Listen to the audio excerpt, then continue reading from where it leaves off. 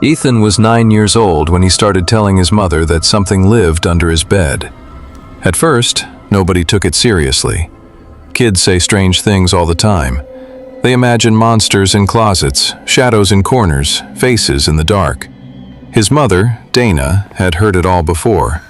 She was raising Ethan alone in a small rental house on the edge of town, and between working double shifts at a nursing home and trying to keep bills paid, she didn't have much energy left for bedtime fears. The house itself was old but affordable. Narrow hallway, thin walls, creaking floors, and a bedroom just big enough for Ethan's twin bed, a dresser, and a shelf full of dinosaur toys. Nothing about it seemed unusual. So when Ethan came into Dana's room one night and whispered, "Something moved under my bed," she sighed, got up, and checked. Nothing. Just dust, a missing sock, and a few toys pushed too far back. She told him it was probably the house settling. Then she tucked him in and went back to bed. The next night, he said he heard breathing. Again, she checked. Nothing. By the fourth night, Ethan was crying before bedtime. He refused to enter his room unless every light was on. He'd stand in the doorway, clutching his blanket, eyes fixed on the darkness beneath the bed frame. "It says my name," he told her. Dana stared at him. "What says your name?"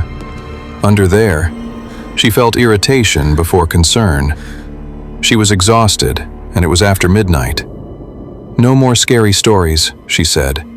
"You're working yourself up." But Ethan shook his head hard enough to make tears fall. "It waits until you leave." That line bothered her more than she admitted. Still, she checked under the bed again. Nothing. The following week, Ethan stopped sleeping almost entirely. He'd doze off in school, snap awake at home, and beg to sleep on the couch. Dana finally gave in after his teacher called to ask why he looked so tired every day. For 2 nights, he slept in the living room. He seemed better. Then, on the third night, Dana decided enough was enough.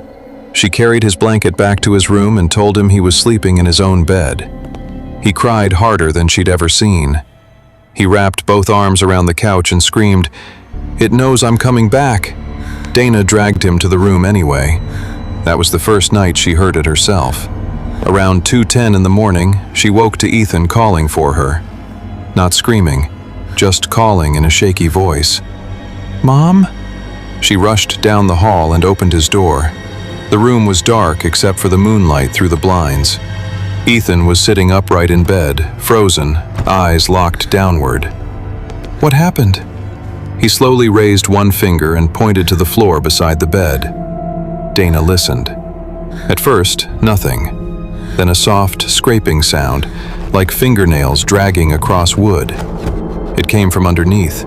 Every nerve in her body tightened. She stepped forward and snapped on the lamp. The sound stopped instantly. She knelt, lifted the bed skirt, and looked underneath. Empty. No person, no animal, no exposed vents, nothing but storage bins and shadows. She yanked everything out one by one. Still nothing. Ethan refused to sleep there after that. Dana finally called the landlord, who sent over a handyman the next day. The man checked for rats, loose boards, pipes, anything that could make noise. He found nothing. When Dana told him about the voice saying Ethan's name, he smirked and said, "Maybe the kid watches too many horror movies." That night, Dana let Ethan sleep in her room. At around 3 a.m., she woke to a whisper, soft, close. "Dana." Her eyes opened immediately. The room was dark. Ethan was asleep beside her. She held her breath. Then she heard it again. "Dana." This time from beneath her own bed. She couldn't move. Every instinct told her to get up and run, but fear pinned her in place. The voice sounded wrong, human but flat, like someone repeating a word they'd heard without understanding how it should feel. She reached over and shook Ethan awake. He looked at her face and knew something was wrong instantly. They both listened. Silence. Then a slow thump under the mattress. Dana grabbed Ethan and backed out of the room. They spent the rest of the night locked in the bathroom with a kitchen knife. At sunrise, she called the police. 2 officers arrived and searched the house top to bottom. Nothing. No signs of entry, no crawl space access, no attic disturbance, no footprints outside. Nothing stolen. One officer politely suggested stress and sleep deprivation. Dana moved them into a motel that same day. They stayed there nearly a week while she searched for another place to live. During that week, Ethan started acting normal again. He laughed, ate full meals, slept through the night. Dana began convincing herself it had all been a series of coincidences. Old house noises, anxiety feeding anxiety. Then she got a call from the landlord. He sounded shaken. Workers had gone into the house to repaint Ethan's room after Dana broke the lease. While moving the bed frame, one of them noticed scratch marks carved deep into the floorboards beneath where the bed had been. Not random marks. Letters, repeated over and over. Ethan, Ethan, Ethan. Dana hung up and never returned. Months passed. They moved to a small apartment across town on the 3rd floor of a newer building. No creaks, no yard, no old floorboards. Ethan got better. Therapy helped. Dana tried to rebuild some sense of normal life. Then one night, she woke to hear Ethan talking in his room. She checked the clock. 2:10 a.m. Same time as before. She opened his door quietly. He was sitting upright in bed again, staring at the floor beside him. "Ethan?" He didn't look at her. He just whispered, "It found us." Dana turned on the light. There was nothing there. Then she heard it. A faint scraping sound. Not from under the bed, from inside the wall directly behind his headboard, slowly moving downward. And then, from beneath the floorboards of a 3rd floor apartment, a voice whispered her son's name. "Ethan."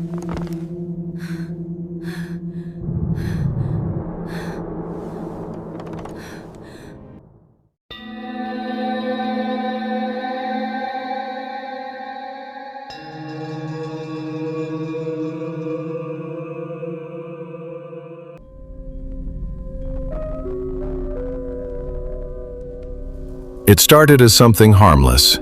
Just a group of 5 high school friends trying to make a boring Friday night feel like something worth remembering. They had all gathered at Marcus's house for a sleepover while his parents were out of town. It was the kind of suburban neighborhood where nothing ever really happened. Quiet streets, dim streetlights, and houses that all looked the same. By 11 p.m., they'd already burned through video games, movies, and junk food. That's when Tyler brought it up. He mentioned an abandoned house at the edge of a wooded trail about 10 minutes from Marcus's street.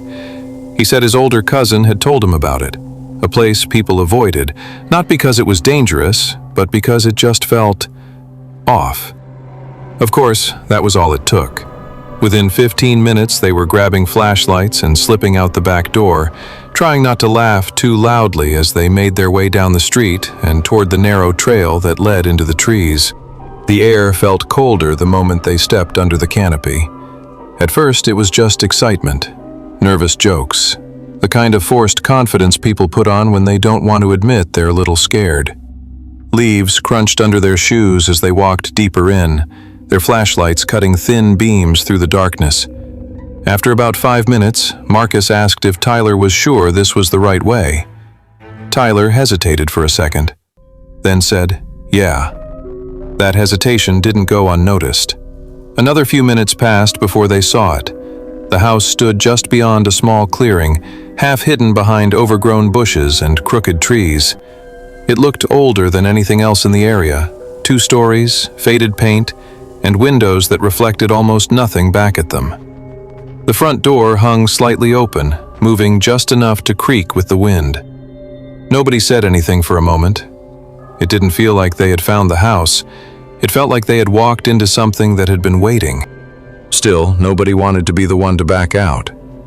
Marcus forced a laugh and said, "We came all this way. Might as well look inside." One by one, they approached the front porch. The wood groaned under their weight as they stepped up. Tyler reached out and pushed the door open further. It made a slow, dragging sound. Inside, the air smelled damp and wrong. Not just mold or rot, something heavier, like the kind of smell that sticks to the back of your throat. Their flashlights scanned across the interior. The living room was mostly empty. Broken furniture, torn wallpaper, a staircase leading up into darkness. But what stood out immediately was how undisturbed it felt. There was no dust on certain parts of the floor. Clear paths, like someone had been walking there recently. "Okay, that's weird," one of them muttered. Tyler brushed it off, saying maybe other people came here all the time. But no one sounded convinced. They moved deeper inside anyway. Every step felt louder than it should have. The house seemed to hold on to every sound, their breathing, the creak of the floorboards, even the slight shifting of their clothes. Then one of the girls, Jenna, stopped suddenly. "Did you hear that?" Everyone froze. At first, there was nothing. Then, a faint sound from upstairs. Not a loud noise, just a soft dragging, like something being slowly pulled across the floor. Marcus immediately said it was probably an animal, but even he didn't sound sure. Tyler whispered, "We should check it out." No one wanted to, but somehow they all started moving toward the stairs anyway. Each step up felt heavier. The staircase creaked under their weight, the sound echoing too much, like it was traveling farther than it should. When they reached the top, the hallway stretched out in front of them, narrow, with several closed doors on either side. The air felt colder up there, thicker. That's when they noticed it. One of the doors at the end of the hall was slightly open, and it was moving. Not from the wind, it was shifting, slowly, like something had just touched it. Tyler moved first. He walked toward the door, his flashlight shaking slightly. "Hello?" he called out. No response. He pushed the door open. The room was empty. Just an old mattress on the floor and stained walls. But the smell in that room was stronger, way stronger. Jenna covered her nose immediately. "What is that?" Nobody answered. Then Marcus noticed something near the corner of the room. Scratches, deep, jagged marks carved into the wall. Not random. They looked deliberate, repeated, like someone had been marking something over and over again. Tyler crouched down near the mattress. That's when he saw it. A pile of things shoved halfway underneath. Clothes, old ones, different sizes, different styles, like they didn't belong to the same person. And mixed in with them, something that made him freeze. A phone. Modern. Not broken, not old, just sitting there. He picked it up slowly. The screen lit up. It still had battery. And there was only one thing open on it. The camera, front-facing. Tyler stared at the screen. At first, all he saw was himself and the others behind him. Then, something shifted in the background. Something behind them. He turned around instantly. There was nothing there, just the doorway, the hallway, empty. "Guys," he said quietly. They all stepped closer, looking at the phone. The camera was still on, still pointed at them. And then it happened again. A shape, tall, thin, just barely visible in the darkness behind them. But it wasn't in the room. It was in the hallway, standing just out of sight, watching. Jenna let out a small, panicked sound. Marcus turned toward the hallway again, this time faster. "Who's there?" Silence. But now, they could all feel it. They weren't alone. The sound came next. A slow step, right outside the room. Then another, closer. They didn't wait. All 5 of them rushed toward the door at the same time, nearly tripping over each other as they ran into the hallway. The flashlight beams shook wildly as they pointed them down the corridor. Nothing. No one. But the air felt different now, charged, like something had just been there, and moved. "Go, go, go!" Marcus yelled. They ran for the stairs. Behind them, a loud bang. One of the doors in the hallway slammed shut, hard. They didn't look back. They bolted down the stairs, nearly falling as they rushed for the front door. The moment they reached it, Tyler yanked it open and they all ran out into the cold night air. None of them stopped running until they were well past the tree line. Only then did they slow down, gasping for breath, adrenaline crashing all at once. For a while, nobody spoke. Then Jenna asked the question they were all thinking. What was that? No one had an answer. They went back to Marcus's house and didn't talk about it much that night. They stayed up with all the lights on, pretending it hadn't shaken them as much as it had. But something didn't sit right with Tyler. The phone. He still had it. He realized that halfway through the night. It was in his jacket pocket, and somehow, that felt worse than anything else. The next morning, he turned it on again. There were no contacts, no apps besides the default ones, no messages, nothing. Except the camera, still open, still set to front-facing. He stared at the screen for a long time. Then, slowly, he flipped it to the rear camera. The screen showed his room, his bed, the door. Everything normal, until he noticed something in the reflection of his mirror. His door wasn't closed, even though he knew he had shut it. On the screen, it was slightly open, just enough. And in that gap, there was something standing there. Too tall to be anyone in the house, too still to be real. Tyler turned around instantly. The door was closed, nothing there. When he looked back at the phone, the figure was gone. A few seconds later, the phone screen went black, battery dead. It never turned on again after that. They never went back to the house, but about a week later, Marcus heard from someone at school that the place had been boarded up overnight by the town. No explanation, no announcement, just sealed shut. And whatever had been inside, no one ever confirmed it was gone.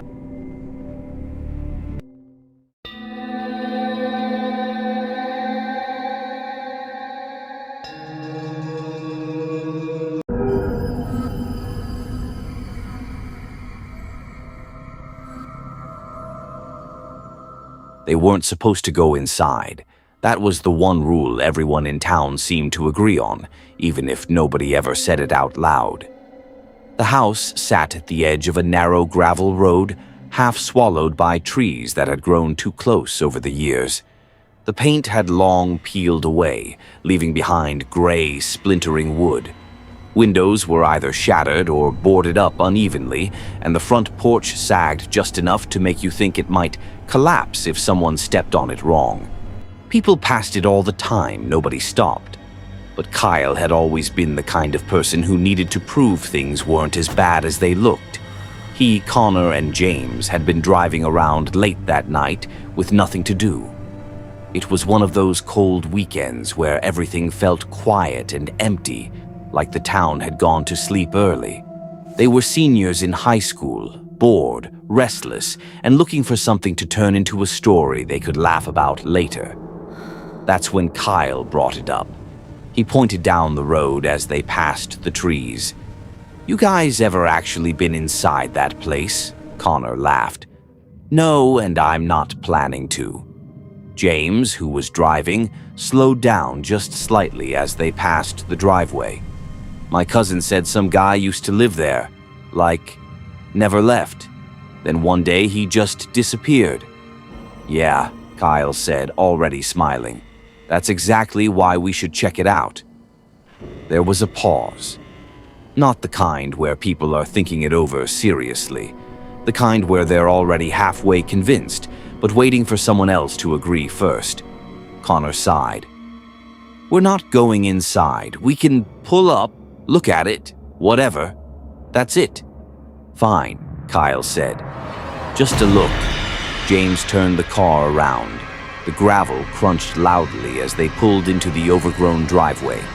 Weeds brushed against the sides of the car, and the headlights cut through the trees, landing directly on the front of the house. It looked worse up close. The porch leaned slightly to one side. The front door was shut, but not fully, just enough of a gap to show darkness inside. One of the upstairs windows had something hanging behind it, like a curtain, or maybe just a torn piece of fabric swaying slightly. None of them spoke for a few seconds. Then Kyle opened the door. "Come on," he said, stepping out. "We're already here." Connor stayed in the passenger seat. "I'm serious. I'm not going in." James hesitated, then grabbed his phone and followed Kyle out. "We'll just look inside and leave." Kyle was already halfway to the porch. The wood creaked under his weight as he stepped up. James followed more carefully, testing each step like he expected it to give out. Connor watched from the car, arms crossed, shaking his head. "Just don't be idiots," he called out. Kyle pushed the front door open with 2 fingers. It swung inward slowly, dragging against the floor with a low scraping sound. The smell hit them first. It wasn't strong, not like rot or anything obvious. Just stale, like air that hadn't moved in years, mixed with something faintly metallic underneath.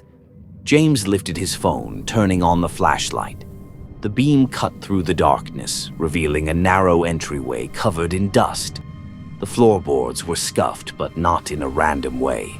There were marks, lines, almost like something had been dragged across the floor repeatedly. Kyle stepped inside.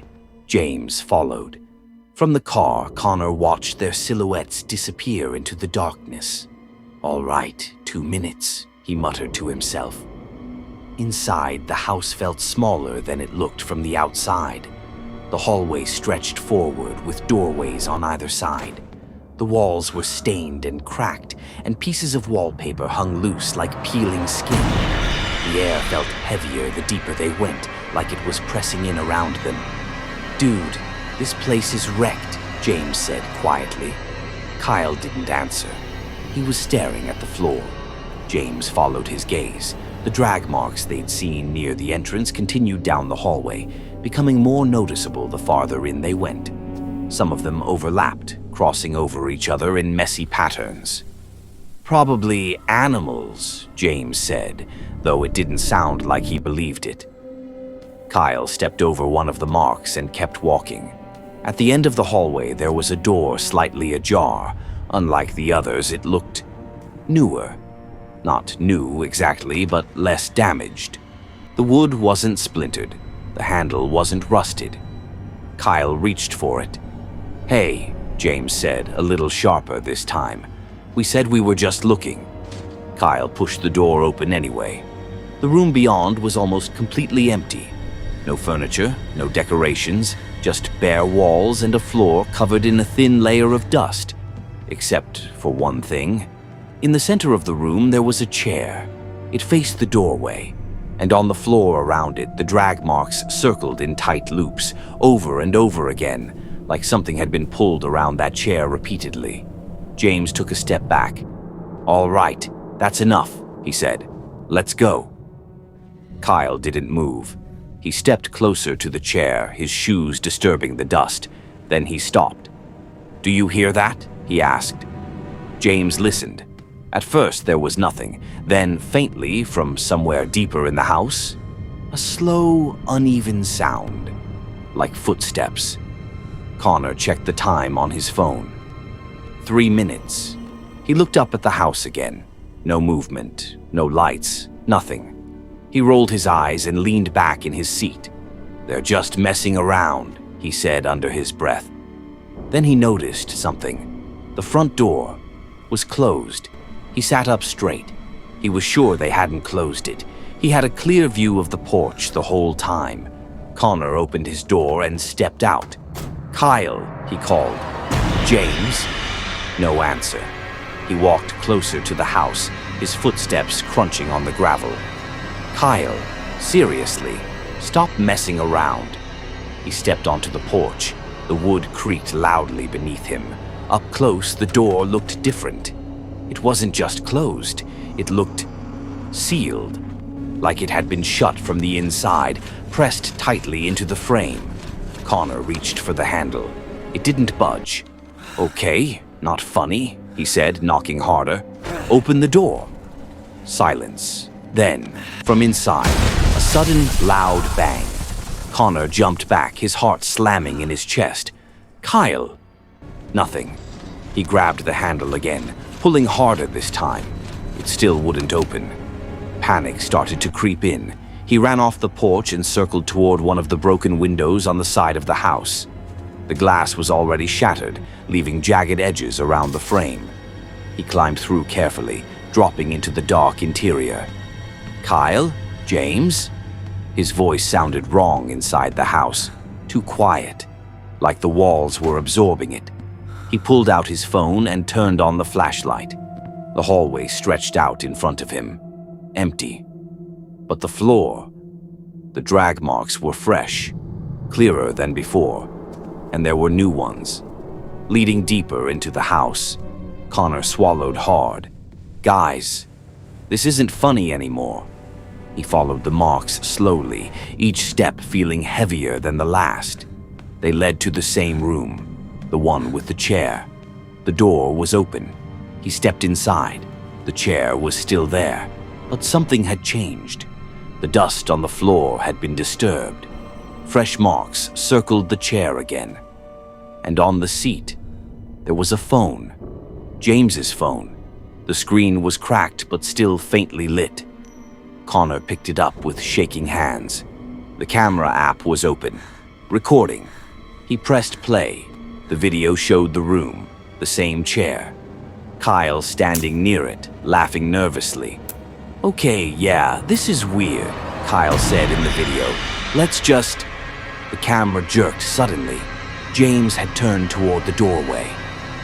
"Did you hear that?" he asked. The sound came through the video clearly. Footsteps, closer now. Then, the door slammed shut. Kyle swore, rushing toward it, trying the handle. It didn't open. The camera shook violently as James backed away. And then, someone else was in the room, behind Kyle, tall, thin, barely visible in the darkness, standing completely still. Connor froze. On the phone screen, Kyle slowly turned around. The video cut out. Connor lowered the phone, his hands trembling. The room was silent. Too silent. Then, from directly behind him, a slow, uneven breath. Connor didn't turn around. He dropped the phone and ran. He didn't stop until he was back in the car, slamming the door and locking it. As he reversed out of the driveway, he glanced once at the house. The front door was open again. And for just a second, he thought he saw 3 figures standing inside the doorway, one tall and 2 others, standing too still to be alive. Connor never went back. Police searched the house the next day. They found nothing, no bodies, no signs of struggle, just an empty room with a single chair in the center and drag marks covering the floor. Kyle and James were never seen again, but sometimes, late at night, people driving past that road say they see movement inside the house. Not random movement, not shadows, people standing in the doorway, waiting.